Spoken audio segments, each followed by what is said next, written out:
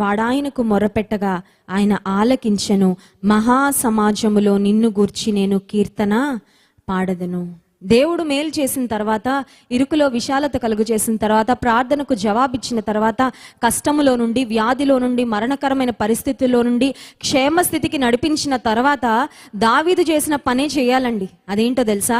సమాజములో దేవుని గూర్చిన కీర్తన నేను పాడతాను. I will testify about the works of the lord among his people. కొంతమంది ఉంటారండి, మేలులు ఎన్నో పొందుకుంటారు కానీ ఒక్కటి కూడా చెప్పరు ఎవరికి. పొందుకున్నామండి మేలు, దాని గురించి చెప్పాల్సిన అవసరం ఏంటి? అది ఎలా అంటే 10 మంది కుష్ఠరోగుల్లో 10 మంది శుద్ధులు అయ్యారు కానీ ఒక్కడే వచ్చాడంట కృతజ్ఞత చెప్పడానికి. నువ్వు దేవుని ప్రజల మధ్యలో, నీ కుటుంబీకుల మధ్యలో దేవుడు నీ పట్ల చేసిన గొప్ప కార్యాలను గురించి నువ్వు ప్రకటిస్తే దేవుని నామం మహింపరచబడుతుంది. నీలో గ్రాటిట్యూడ్ ఉందని, నీలో కృతజ్ఞత ఉందని అదొక సాదృశ్యంగా కనబడుతుంది. ఒక ప్రశ్న అడుగుతాను, దేవుడు నీ జీవితంలో ఎన్నో మేలు చేశాడు. ఆ మేళ్లను గురించి, ఉపకారాలను గురించి ఎవరితో ఉన్నా పంచుకోవడానికి సమయం తీసుకున్నావా? కొన్నిసార్లు గాసిప్ స్ప్రెడ్ చేయడానికి ఉండే ఇంట్రెస్ట్ సాక్ష్యం చెప్పుకోవడానికి చాలాసార్లు ఉండదు. లోక సంబంధమైన వార్తలను గురించి డిస్కస్ చేసుకోవడానికి ఉన్న ఇంట్రెస్ట్ చాలాసార్లు దేవుని కార్యాల గురించి వివరించుకోవడానికి ఉండదు.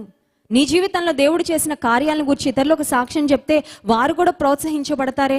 వారికి కూడా అదే కష్టం, అదే ఇబ్బందికరమైన పరిస్థితి వచ్చినప్పుడు నీ సాక్ష్యం వారి జ్ఞాపకం వచ్చి వారు కూడా దేవుని మీద ఆధారపడి వారు కూడా దేవునిలో ఎదుగుతారే.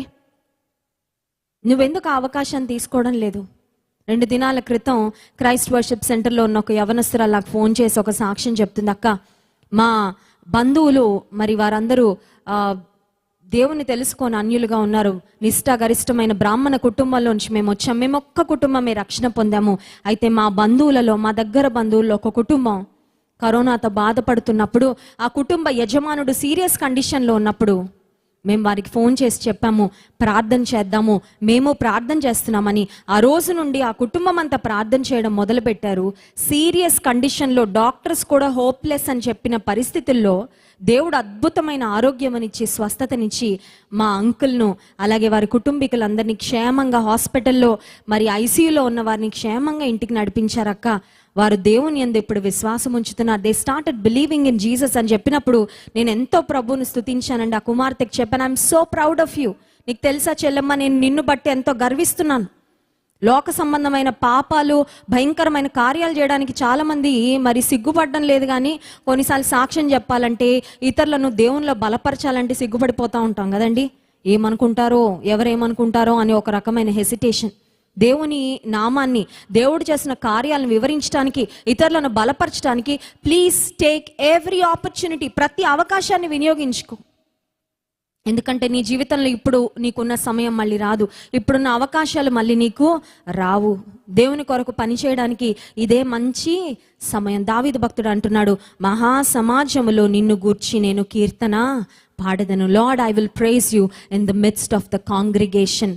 ఏ విధంగా మీరు బలపడుతున్నారు, ఏ విధంగా దేవుడు మీ విశ్వాసాన్ని బలపరుస్తున్నాడు, ఏ విధంగా మీ జీవితంలో గొప్ప కార్యాలు చేస్తున్నారో సాక్ష్యం ఇవ్వండి. సాక్ష్యం ఇచ్చుట ద్వారా దేవుని నామము మహిమపరచబడుతుంది. దేవుడు కూడా ఎంతో సంతోషిస్తాడండి. నేను మొర విన్నందుకు, నేను కార్యం చేసినందుకు నా బిడ్డల హృదయంలో ఇంత గ్రాటిట్యూడ్ ఉందా అని. ఈ రాత్రికాల సమయంలో అట్టి విధంగా దేవుని మీద ఆధారపడి దేవుని నుండి గొప్ప జవాబులు పొందుకొని మన ప్రార్థన అవసరతలు స్తుతి నివేదికలుగా మారునట్లుగా దేవుడు తన కృపను మనకు అనుగ్రహించునుగాక. ఆమె.